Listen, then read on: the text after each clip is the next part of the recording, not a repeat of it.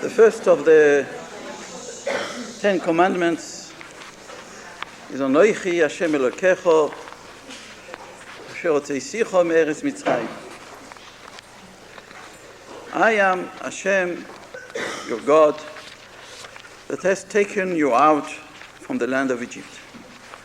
The Eben Ezra, on this first of the Haseres HaDibros, brings Shoalani Rabbi Yehuda Halevi. Rabbi Yehuda Halevi asked me a question once: why doesn't the Torah write Hashem Yisborach? Why doesn't he say, instead of saying Asher Hotzeisicho Me'eretz Mitzrayim, should have said Asher Borosi Shomayim V'Oretz? I am Hashem, your God, that has created Shomayim V'Oretz. Shabbos, for example. Why do we keep Shabbos? Zecher L'Maaseh Bereishis, Vayichulu Hashomayim V'Oretz V'chol Tzvo. Vayonach Hashem B'yom HaShvi. So we keep Shabbos to remember Maaseh Bereishis. So why, when Hashem Yisborach says, I am Hashem, your God, Hashem, Anoichi Hashem Elokecho, why doesn't he say, Asher Borasi Shomayim V'Oretz?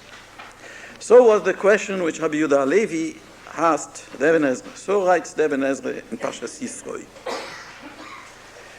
And he answers very lengthy answer, which I didn't go through properly. But this is a question which is worth thinking about, and let us try to answer it by ourselves. One striking point which we cannot avoid to think about is very obvious. The striking difference between Maaseh Bereishis and Yetzias Mitzrayim, although both events have the same purpose, to show the almighty, the all power of the Rabbeinu Shel Olam, that the creation has got a creator, the creation has got a manhig, has got a leader, a manager. But one very striking difference is that Maaseh Bereishis, in Maaseh Bereishis there were no human actors in Maaseh Bereishis. The Rabbeinu Shel Olam was the sole actor. Ein oed milvadoi. No one else is besides him. He was the only one who did everything. Right at the end, he created the man. But man was not an actor in the creation of the universe. While Yetzias Mitzrayim, although the Rabbeinu Shel Olam is also, no one else interferes with his power. Even Paroi cannot stand on his way. Nevertheless, and we see the wonderful Nisim, Asor Makois, Mamish, Nisim Geluyim, open miracles. And yet, there is a big difference between Maaseh Bereishis and Yetzias Mitzrayim, because Yetzias Mitzrayim, there are human actors who are moving around in all these miracles. Those miracles are done with people, for people, against people, brought on by people. The people in the story of Egypt, of the going out of Egypt, the main things we could say is not the Rabbeinu Shel Olam. The main striking point in Yetzias Mitzrayim are the people. On one side, we have the Klal Yisrael, On the other side, we have Paroi with his Avodim, the Egyptian nation, who are the persecutors, the oppressors of the Klal Yisrael. They do not want to listen to the order, to the command of Hashem Yisborach, Shalach esami v'yavduni. And how everything is done by HaKadosh Baruch Hu Take. He shows his might and his power. L'maylo miderech hateva, with nisim, with miracles, open miracles, but in function of the deeds of those actors, of those people who are acting on the scene of Yetzias Mitzrayim. Let us take, although there are many, many actors, a big variety of actors. There is Moshe, there is Aaron, there is Miriam, there is Paroi, Lahavdil,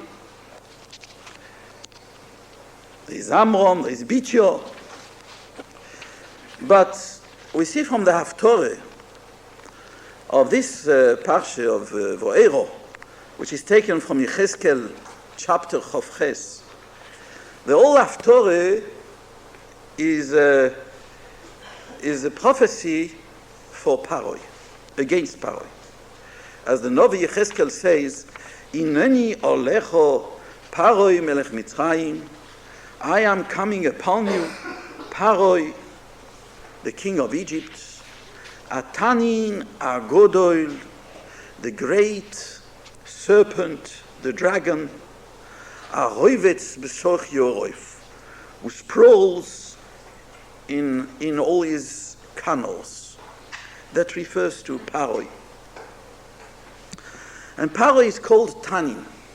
Tanin is a serpent. Ataninim Agdoilim, a reptile, a dragon.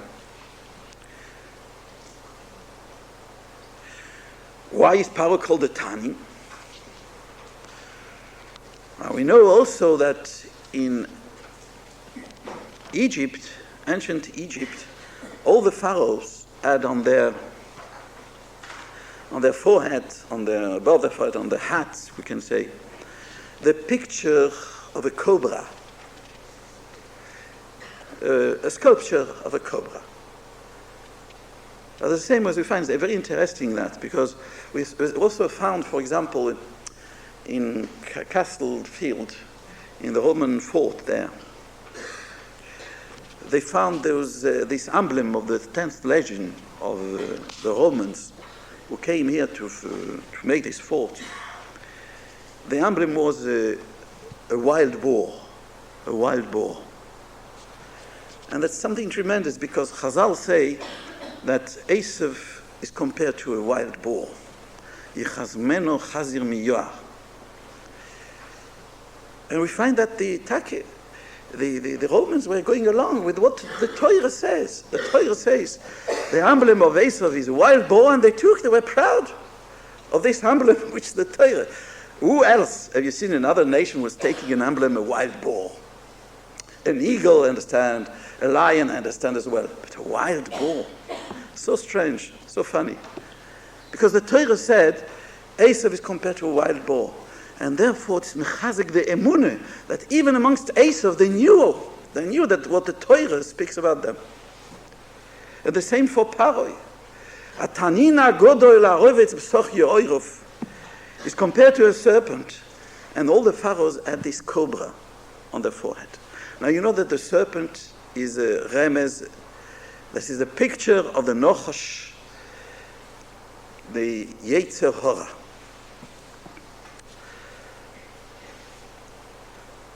As we see in the Zohar also, that Tanin Agodol Paro is the representative of the Yetzer. It's a picture. If we study Paro, we are studying what the Yetzer Hora is. And therefore, this Haftorah, which is centered upon Paroi, shows us that the main actor in Yetzias Mitzrayim, funnily enough, the main action is centered around Paroi.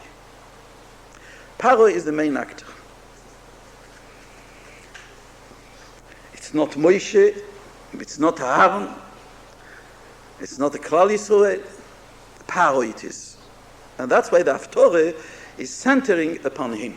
Hineni olecho Paroi melech Mitzrayim atanin agodoil aroivetz besoch yorov. Because the Torah, when the Torah speaks to us about the behavior of Paroi, the way Paroi behaves in front of all these miracles,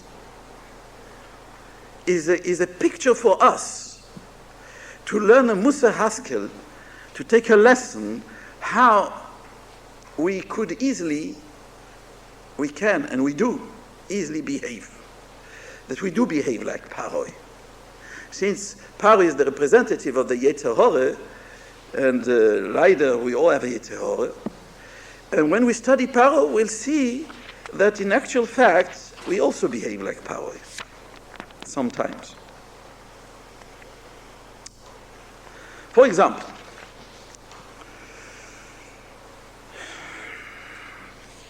we know Rashi points it out, and the Ramban goes even in length to explain in more details that HaKadosh Baruch Hu had warned Moshe Rabbeinu, "Va'ani achabed eslev Paroi." I shall make the heart of Paroi hard. So Ramban brings a Braise.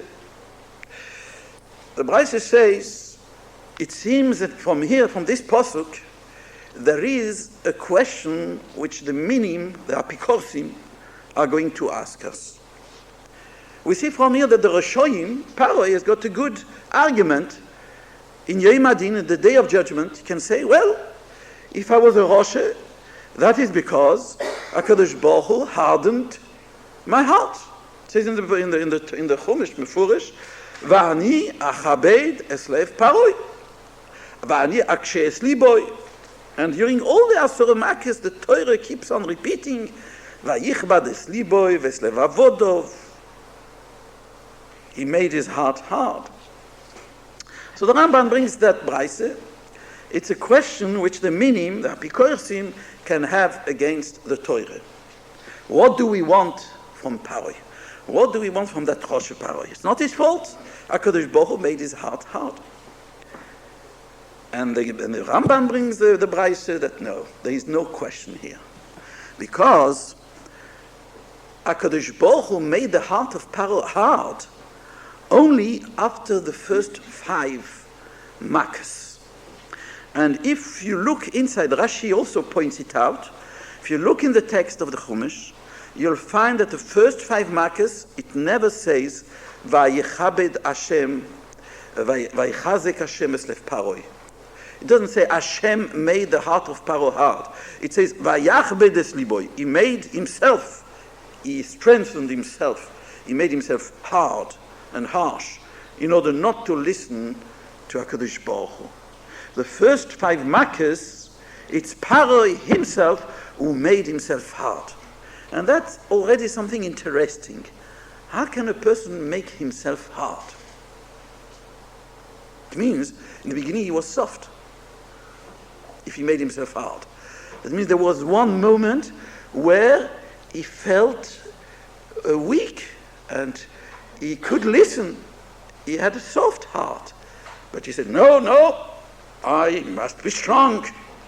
I must make my heart strong. What is that? What happened there? What happened in the mind of Paroi that he felt soft and then he made himself hard? Why did he make himself hard?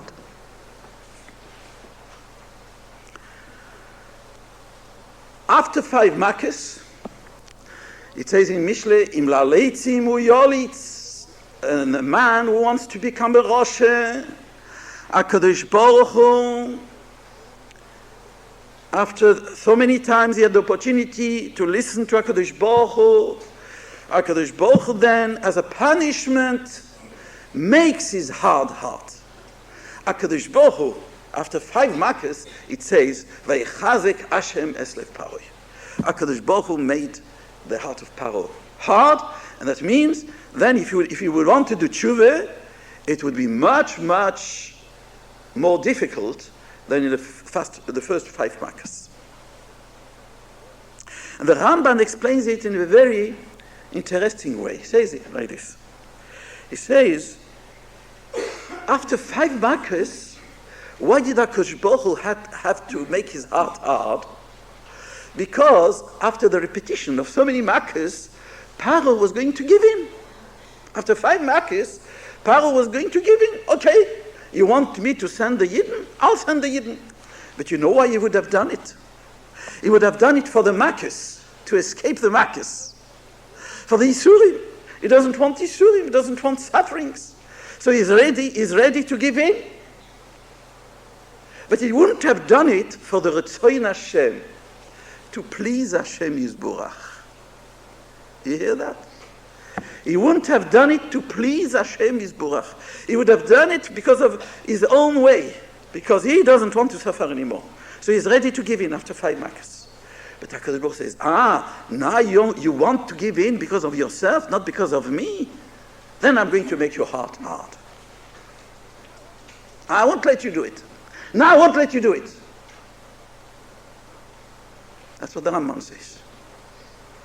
Now it's too late. I'll make your heart hard now, and you won't even send it away, even for your own sake, even in order to escape the other 5 makas. And therefore I'll be glorified against your will, by punishing you. That's how the Kiddush Hashem will come, but not by you doing tshuva. Now we have to understand that. What is wrong if Paroi gives in because of the makas? What is wrong? We know there is such a thing in the Beis Din, when they have the full power, they use sometimes to give, to flog, to give makas, to give strikes, until a person obeyed to what the psak of the Beis Din was. It's called makas mardus. Either you give in, or you die under the floggings. Not 39 strikes. Until you give in. That's called makas mardus. No. If HaKadosh Baruch Hu gives makas mardus to Paroi, and Paroi is ready to give in, why not let him give in? Why does he have to make his heart hard now? Because you don't do it to please me. You do it to please yourself. What do we want from Paroi? What does Rabbeinu Shalom want from Paroi? To become a chassid Paroi? He has to listen to HaKadosh Baruch Hu, to please HaKadosh Baruch Hu, to do Retzoin Hashem. It's not enough that Paroi is ready to give in for the makas because he doesn't want to suffer anymore. It's a very interesting Rambam, this.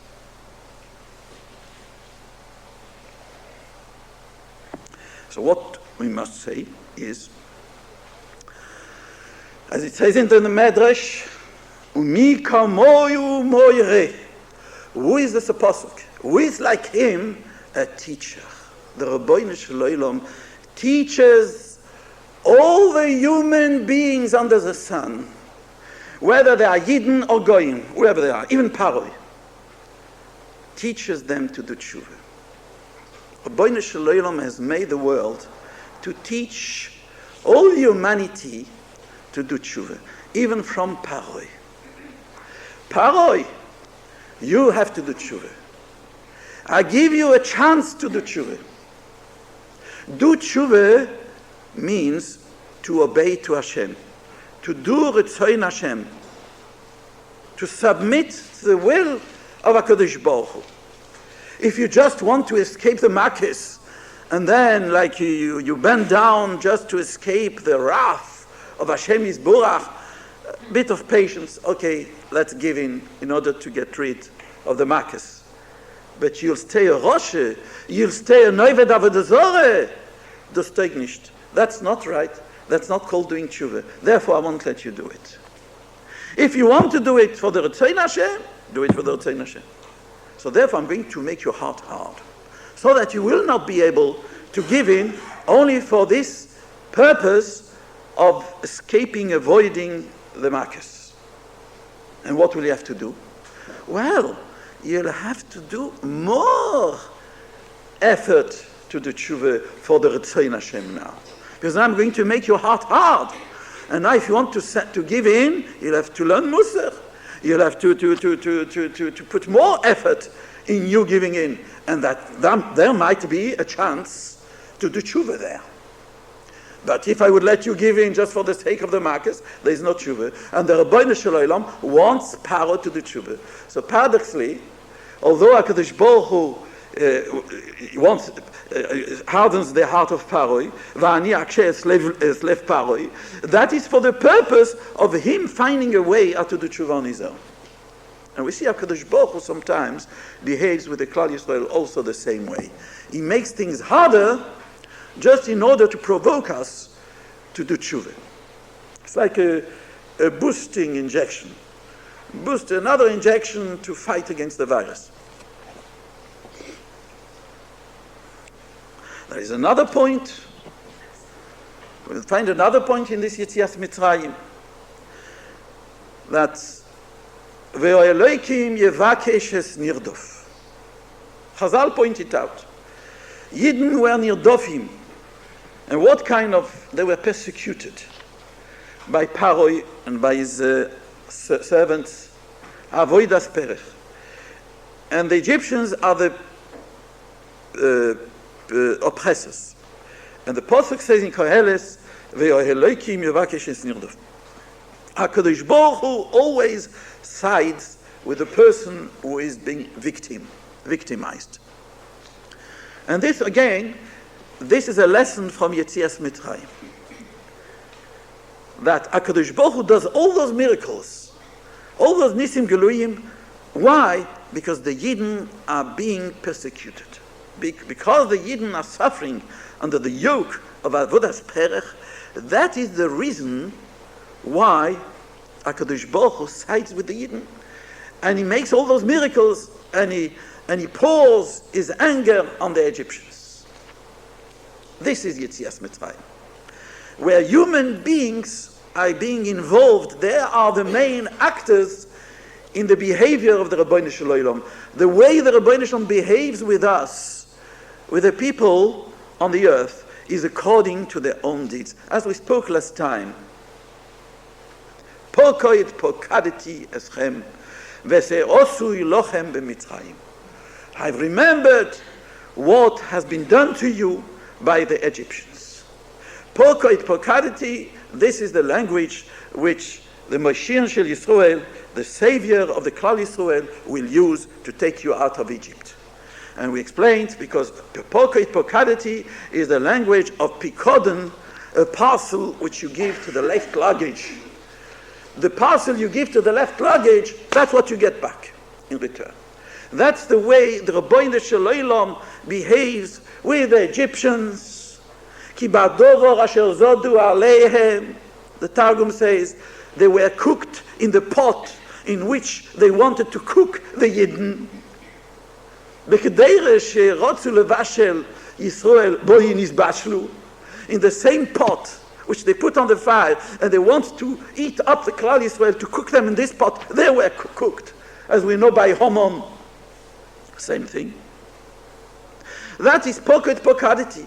Ki ba'dover asher zodu aleihem, there is a whole medrash, why blood, why frogs, why kinim, and the medrash goes on, mideh keneged mideh. Every one of them was a mideh keneged mideh, a measure for measure. What they did against the Yidden, that's what they got. They made the Yidden go and shep water for them, blood for the water. They go and made the Yidden work in the vineyards, so they all what they made the Yidden keep their cattle. So Oroiv, the cattle was destroyed by wild beasts. If you look in the Medrash, all the 10 Makkahs, one by one, the Medrash says, why this Makkah? And why this plague and not something else? Not just because blood, dam, spardea, kinim, and why just these? Why not something else? All these Makkahs were pinpointed precisely because in those things they were persecuting the Yidden. כי בדובר אשר זודו עליהם. And here we find the midah keneged midah, porkoit porkadity. That is the lesson of Yetzias Mitzrayim. This lesson of Yetzias Mitzrayim we do not find in Ma'aseh Bereishis. Onoichi Hashem Elokecho, asher hotzeisicho me'eretz Mitzrayim. That is more than emunah. That is emunah that whatever happens to a person is precisely, exactly a pikodon. That's exactly the way he behaves with other people. The way he behaves with other people, that's the way HaKadosh Baruch Hu behaves with him. It's a return, it's a left luggage which we get in return. And one has no complaints to have against the Rebbeinu Shel Olam. That is what the Torah says in the beginning of the Aseret HaDibros. That is Yiras Shomayim. That is the fear of Hashem. To realize how much we have in power with our own deeds to direct the Hashgacha Protis one way or another, for the good, for not for the good. And behemoth, the whole Torah is that. All the brises which HaKadosh Baruch Hu has made with the Yidden, the Tochoches, the Broches, the Tochoches, are based on this. If you behave good, you'll get good. If you behave bad, you get bad.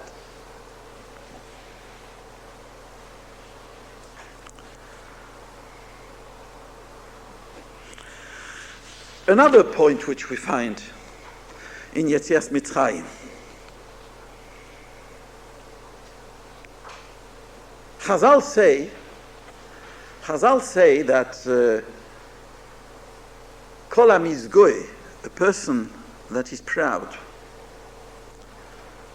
Ki'ilu Oved Akum, we consider him as if he is worshipping an idol. We know Kol HaKoyes, Ki'ilu Oved Avodah Zorah, a person that loses his temper is compared to a person who does Avodah Zorah, who worships the idols.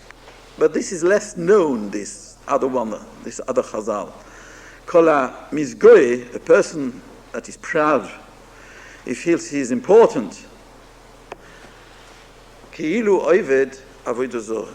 Of course, one has to be careful straight away to warn people. When we speak about self-importance, one has to realize, like all the midas, it depends the way you use it for. Sometimes one must feel, not sometimes, every time, one must feel is the most important person in the universe. Bishvili nivro kol ha'olam. If it is to do good, yes, so say, the whole world has been created for me. Imeina nili mili, imani kana kol kan. Like Hillel said in Simchas Bes HaShoevo, if I am here, then everybody is here. I am the whole world. Hillel, the great honor. It just teaches us that Anova and Gaive are not contradictory, but they are going hand in hand together. Davke, Onov like Hillel could say such a thing without falling into pride.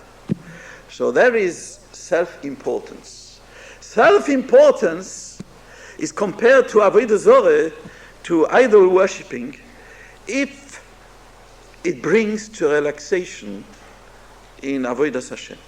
If a person says, I'm a great chochem, I'm a great wise man, I don't have to learn Torah anymore, then this pride is Keilu Oved Avodah Zorah. If a person lacks derech heret and respect for others, looks down at others, speaks bad about others, thinks bad about others, is not don lechavschus, is lacking respect, doesn't look up at people, then it's Keilu Oved Avodah Zorah. And that when we speak about Gaive, usually when we refer to this kind of Gaive, that's what we refer to. Why is a person who is misgoy, who feels important in the bad way, why is he counted Keilu Oved Avodah Zorah? So there are many explanations for that, of course. Same as there are explanations, Kol HaKoyes Keilu Oved Avodah Zorah. But the one thing I want to say is, obvious, poshut way to explain it is, if a person would be more aware of the greatness of HaKadosh Baruch Hu. Da lifnei mi ato oimed. If he would be aware of the presence of the Shekhinah wherever he goes, and the greatness, this great power of the Rebbeinu Shalom, then it is impossible that he should fall into pride. The same as a person feels very insignificant when he's in front of a great man. I remember with Baruch Hashem, I had the schools to know a few great men, although at the time I was a bocher, I was a young man. But nevertheless, I'm quite assured that even today, I'm a bit more advanced in age, if I would meet great men, I also feel insignificant, and there is no chance I would be proud at that time. So kal v'chomer, all the more, multiply it by a million times, if a person would be aware of the greatest of HaKadosh Baruch Hu, more aware of the greatness of HaKadosh Baruch Hu, it is impossible he would fall into pride. If he falls into pride, that is surely because he's forgetting. He's not aware of the greatness of HaKadosh Baruch Hu. He's forgetting the mightiness of the Rebbeinu Shalom. And in that way we compare it keilu oived avodah zarah. Because shivisi Hashem lenegdi somit. A person should always be conscious of the greatness and the all presence of the Rebbeinu Shalom. And we know that one of the things that take a person, the gaiva, away from the person, is lifnei mi ato osi litei din v'cheshbon. The Mislat Yeshorim says, when we will stand, all of us, in front of the Rebbeinu Shalom himself, to give din v'cheshbon for our actions which we have done in this world, we will have no possibility even to speak. Same as the brothers of Yosef could not speak from their shame. We will not be able to speak out. We'll be asked questions we won't be able to answer. Because so great is the presence of Hashem Yisborach. So therefore, a person forgets that. If he forgets that, then he falls into pride. There is another way how to explain it, which is the opposite way around. A person forgets about the Rebbeinu Shalom because he has gaive. Because he has gaive, he doesn't want to accept that there is a tremendous force which is much more powerful than him. Deep in the heart of a person is disturbed by realizing that there is a greater power than himself. That is gaive. Gaive tends a person to think. Person tends to think, I am the most powerful person on earth. Although it's craziness, we know it's not. As we say it, we know it's impossible. But in emotions, there is no impossibility. We know that the emotions are wild. Rabbi Soslanter said, Adimyon, Nachal Shoitef, the imagination is like an impetuous stream of water which no one can hold back. Odom choifshi b'dimyoinoi. A person is free in his imagination. You can. The Gemara says, "What is imagination? It's a person who can." If I would tell you, can you thread an elephant through the hole of a needle? No, you can't. The Gemara says that's what imagination is. Imagination, dimyon, is nothing is impossible. Even an elephant you can thread through a hole of a needle. That's the way the Gemara tells us what imagination can do. So, gaiva is imagination. That's not logic. As soon as you speak it out, it loses all its power. It's a good thing to speak about it, okay? Because to say I'm the most powerful person on earth, it's a shtus. It's an idiocy. It's a sheer stupidity. But that's what the emotion of gaiva is. There is no end to it. And we have seen those big bali gaiva, like Hitler, the one, a Reich of 1,000 years, crazy man, crazy, but all the Bali Gaiva are crazy because they let themselves be ruled by their own imagination. That's what Gaiva is. Therefore, by deep in the heart, a person, a Balgaiva, doesn't want to submit to a higher force. He wants to rebel. I remember once we had a Talmud who learned in Gateshead. He had learned philosophy in university before he came to Gateshead. It was in 1949. At the time there was French people coming to Gateshead. There was a stream of French people, and that one Eberch was the odd one out, who could not integrate in the yeshiva, and he went out. And I remember I wrote him a letter once of chizuk, maybe he should come back. I remember he wrote me such a virulent letter. כמעט in English it's like a blasphemous letter. I can't even repeat it, but for the purpose of the shir, I must repeat it.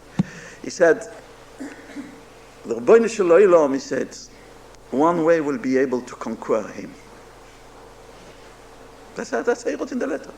Like a lion, he said, we are like a lion, he put us in a cage, but one day, us, we are the lion, are going to break the bars of the cage.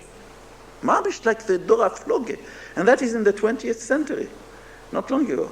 A student, very brilliant person. Go and understand that.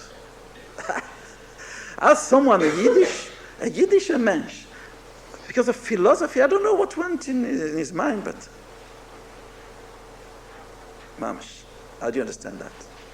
That is Gaive. We don't understand it, but that's what it is. And Paroi shows us this kind of craziness. Paroi, when the Medrash tells us, when Moshe and Aaron came to speak the first day to Paroi, the first encounter with Paroi, they had for their luck, Moshe and Aaron, they just chose the right time. Well, in brackets. What was the time? That was the coronation day of Paroi. He had become an emperor on the whole world. And all the kings of all the countries had come with crowns in their hands to crown Paroi, to give to Paroi. And Moshe and Aaron have no crowns in their hands. And one of the servants of Paroi come to Paroi and say, Paroi, your majesty, there are two old men, they are standing at the palace, entrance of the palace, and they want to speak to you something. So Paroi says, have they got crowns? So he says, no. So then they can wait. Let them come the last. So they all file up, all the kings with their crowns in their hands. How God sends you this crown. How God sends you this crown, Paroi, oh you Paroi. When it comes the turn of Moshe and Aaron, Paroi says, and who are you? He says, Hashem Elokei Oivrim Shlochani Alechem. He says, who is Hashem? I don't know Hashem. You have no crowns in your hands. So therefore I don't know him. If everybody brings me crowns, they want to get me acquainted with their gods, they bring me a gift from their gods. And like this, I know their gods. I look in my list of all the gods I have. He went back into his palace. No, if not Hashem is not in the list of my gods. Who brought me crowns. He never brought me any gifts. No crown, and therefore I don't know you. Right. That's how the first encounter was with Paroi. Me Hashem. I don't know Hashem because he doesn't bring me gifts. He doesn't make me win the jackpot. He doesn't listen to my prayers. Therefore, I don't want to know him. I don't want to serve him. He doesn't do my wish. I don't want to have any shaykhs with him. Some people speak like that. Even today, they speak like that. Yeah. I'm not on speaking terms with the Rebbeinu Shel Olam because he didn't listen to my prayers. Therefore, mi Hashem asher eshma b'koiloi lo yodati es Hashem. He doesn't want to listen to my prayers. I don't know him. Some people say, if he did this to the Yidden in the Holocaust, therefore I don't know him. He doesn't exist. Mi Hashem asher eshma b'koiloi. So we see, this is Yetzias Mitzrayim. Gaive. Self-centered egoism. This is the reason of Paroi, why Paroi said, Mi Hashem. Li Yoiri, my river belongs to me, Vani Asisini, and I have made myself. I'm not born from a woman. What is that? That is Gaiva. But he said, Paro, come on. Don't talk rubbish. How can you say you've made yourself? That's how it is. Gaiva doesn't know any logic. Puts in the needle, the hole of the needle, an elephant.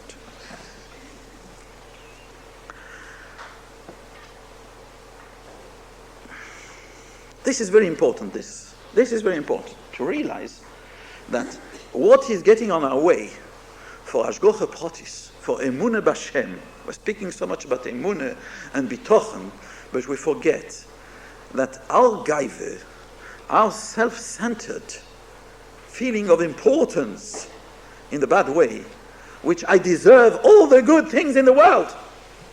I deserve to be a millionaire. I deserve covet, appreciation. This stands on our way to receive the emunah of Hashem Yisborach. Onoichi Hashem Elokecho asher hotzeisicho meretz Mitzrayim. You want to have emunah in me, so study Yetzias Mitzrayim. Study what went wrong there with Paroi. Paroi is a lesson, a musar, safer for us to understand. Now we see another behavior of Paroi. Paroi says, yes, Hashem hu Elokim. Hashem is right. Now I understand. Yes, it's by Elokim He. I'm ready to submit. I'll send you away. Why? Because of the Makkah. Because of the plague. The plague goes away after 7 days. Again he says, no, I changed my mind.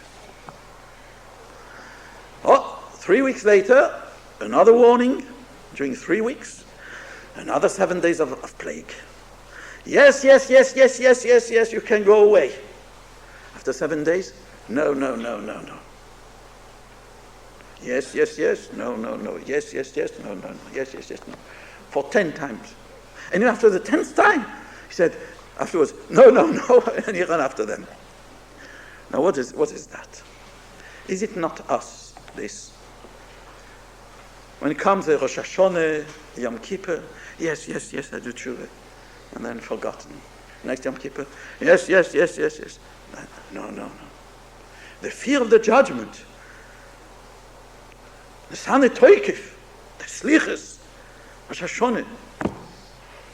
Yes, we do tshuva. And then forgotten.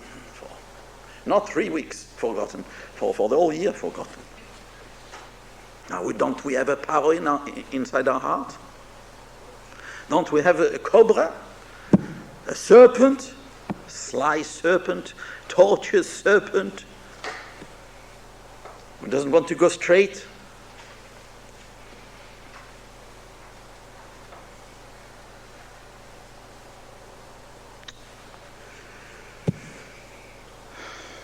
We go to a shiur, we speak a shiur, we get an Isoirus, we get Chizuk. We think, Mamash, after such a shiur, I'm a tzaddik. And then go back home, the time to catch our breath. Forgotten. Paroi is not somebody there. Paroi, this monster, Paroi, this Rosh. If the Torah allows us to study Paroi, it's in order to take Musar from Paroi, to learn how a person who is given a way to his Yetzirah to allow his Yetzirah to be moishel, to dominate him, the stupid way he behaves. Now look, on the other hand, we have Moshe Rabbeinu. Moshe Rabbeinu, the angel of God. And yet, even Moshe Rabbeinu is contaminated by Doson Va'aviro. Okay, when at the beginning of the parsha, when he says, the end of the last parsha, Lo mo'ari oiso lo mazeh, lo mazeh shelachtoni. Kashbo said to Moshe, you are makpid, you lose your temper. I wrote in the Sefer Torah, you are honored. What's happening with you? You are not like the other Sakdoshim. And because of that, you are not going to enter in Eretz Yisrael. Chazal. So on one hand we have the Paro, the monster, on the other hand with the angel, Moshe. And Moshe also is lacking emunah. This is Yetzias Mitzrayim. This is the story of Yetzias Mitzrayim. It's a story which is so many actors involved and so many lessons to take. But the denominator, the common denominator of the Yetzias Mitzrayim is that the whole Beriah, the whole universe is made for man. And the whole universe turns according to the behavior of a man. That is the wonderful thing that is in Yetzias Mitzrayim. More than Maaseh Bereshis. Maaseh Bereshis, okay, all right. I am the Borei Olam. Of course, it's the basic of emunah to realize the world was created yesh me'ayin, ex nihilo, as you say in Latin. But what is the main purpose of the world? That is Yetzias Mitzrayim. Yetzias Mitzrayim tells us this wonderful world, the Rabbeinu Shel Olam, is only our shadow. Hashem tzilcho. We are the main actors. Onoichi Hashem Elokecho asher otzeisicho meretz Mitzrayim. And that is one answer which we could say to Rabbi Yehuda Halevi, why the Aseret HaDibros start with Onoichi Hashem Elokecho asher otzeisicho meretz Mitzrayim, rather than saying asher borosi shomayim v'oretz. Because in Brias Shomayim v'oretz, it was the Rabbeinu Shel Olam doing it on his own. But Yetzias Mitzrayim, it's a wonderful story in where we see so many actors who are playing different roles. And from every one of them, as much as from Moshe Rabbeinu, as from Paro, we can learn one thing. That Moshe Rabbeinu, even Moshe Rabbeinu, was lacking in emunah because he was lacking in anove. Ichtavti olecho shato onov. You are lacking in anove.